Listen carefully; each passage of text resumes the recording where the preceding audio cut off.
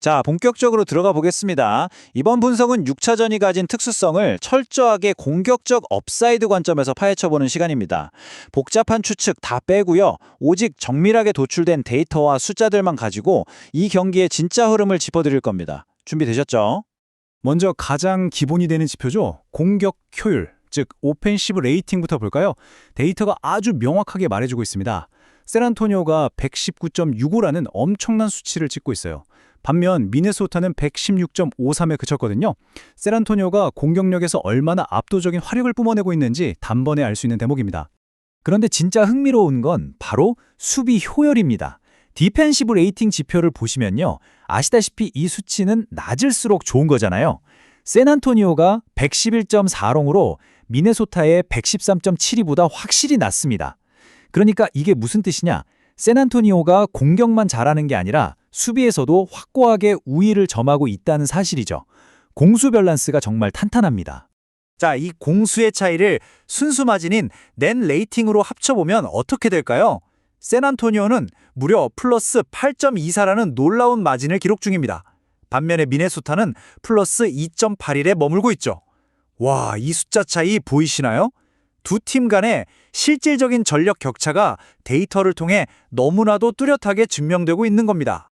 다음은 이번 경기의 핵심 변수, 바로 휴식입니다. 휴식 후 예상되는 유효 야투율을 분석해 봤는데요. 충분히 쉬고 나왔을 때 슛 효율이 얼마나 반등하느냐, 이게 포인트거든요. 샌안토니오는 0.565로 아주 훌륭한 반등세를 보여주는 반면 미네소타는 0.515로 예상됩니다. 휴식이라는 보너스가 샌안토니오의 슛감을 훨씬 더 날카롭게 만들어주고 있다는 뜻이죠. 그럼 경기 템포는 어떨까요? 양 팀의 조정 페이스 지표는 96.7회로 산출되었습니다. 이게 무슨 의미냐면 코트 위에서 막 엄청나게 뛰어다니는 런앤건보다는 전반적으로 느릿한 지공 향상이 될 거란 얘기예요.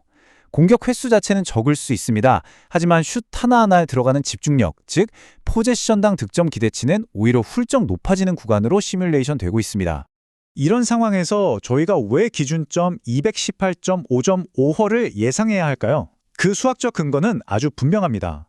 앞서 말씀드린 이틀간의 달콤한 휴식이 양 팀의 핵심 득점원이죠. 디어런 팍스와 앤서니 에드워즈의 야투 정확도를 확 끌어올려주거든요. 이 두 선수의 슛 컨디션이 회복된다는 것 자체가 다득점 양상을 만들어내는 가장 큰 이유입니다. 게다가 218.5라는 선을 뚫어버릴 결정적인 무기가 하나 더 있습니다. 바로 엘리미네이션 게임 특유의 벼랑 끝 상황이죠. 경기 막판이 되면 쫓기는 미네소타는 어쩔 수 없이 강제 파울 작전을 쓸 수밖에 없습니다. 이러면 샷클락은 전혀 줄어들지 않으면서 자유투로만 득점이 계속 쌓이게 되거든요. 순식간에 점수가 뻥튀기 되는 구조적 이유, 바로 이겁니다. 자, 그럼 이제 전술적인 상성을 좀 들여다볼까요? 샌안토니오가 4.5점이라는 핸디캡을 가뿐히 극복하고 격차를 벌릴 수밖에 없는 아주 명확한 이유가 있습니다. 코트 위에서 벌어지는 물리적이고 전술적인 우위가 어떻게 점수 차이로 직결되는지 그 과정을 한번 쫙 풀어드리겠습니다. 샌안토니오의 가장 큰 무기는 철저하게 짜여진 역할 분담이에요. 일단 골밑은 빅터 웬바냐마가 그 엄청난 높이로 미네소타의 공격을 그야말로 꽁꽁 묶어버립니다. 완벽한 봉쇄죠. 그럼 외곽은 어떨까요? 벤치에서 나오는 켈든 존슨을 필두로 해서 미네소타의 헐거운 외곽 수비를 아주 집요하게 파고듭니다. 인사이드와 아웃사이드, 빈틈이 없어요. 여기에 치명적인 미스매치까지 발생합니다.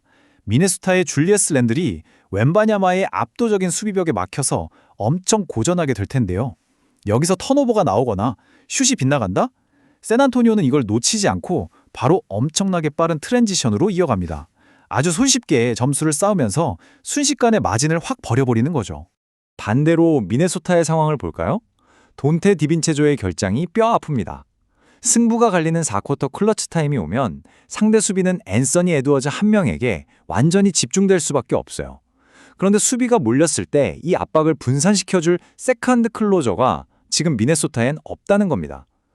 에드워즈 혼자 철저하게 고립되는 최악의 상황이 연출되는 거죠. 경기 후반에 나타나는 이런 미네소타의 공격적 고립, 이게 정말 치명적입니다.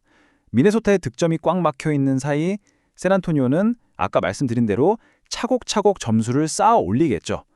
결국 샌안토니오가 5점 차 이상의 확실한 리드를 굳히게 될 겁니다. 핸디캡 승부의 추가 샌안토니오 쪽으로 확 기우는 결정적인 순간이죠. 자, 그래서 이 모든 방대한 데이터를 종합해 저희가 돌려본 최종 시뮬레이션 결과 바로 여기서 공개하겠습니다. 휴식 후 득점력 회복 그리고 종료 직전 파울 변수까지 다 우겨넣은 값입니다.